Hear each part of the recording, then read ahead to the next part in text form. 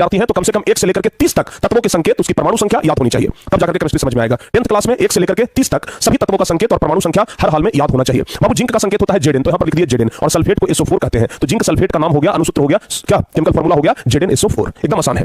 तीसरा magnesium, magnesium का संकेत क्या होता है Mg, ऑक्साइड का O, तो मैग्नीशियम ऑक्साइड को अगर मिला देंगे तो MgO हो जाएगा, एकदम सिंपल है। चौथा फेरिक ऑक्साइड, देखो बाबू फेरिक लोहा को कहा जाता है, ठीक है ना, तो लोहा का संकेत क्या होता है Fe होता है, तो यहां पर है फेरिक, तो Fe3, फेरिक ऑक्साइड Fe3O4, एकदम सिंपल। उसके बाद पांचवा ethyl alcohol C2H5OH, ethyl alcohol C2H5OH, हालांकि 10th में इसका प्रयोग कम ही होता है। अल्कोहल वाला जो पार्ट है वो आपको carbon and its compound chapter में आपको पढ़ने के लिए मिलेगा, और सेम फिर यही चीज आप लोगों को 12th क्लास में भी पढ़ना है, तो अगर यहां पर याद करते हैं तो 12th में भी आपका आसान हो जाएगा। चलिए छठा नंबर समझते हैं, एकदम ध्यान से सुन लीजिए।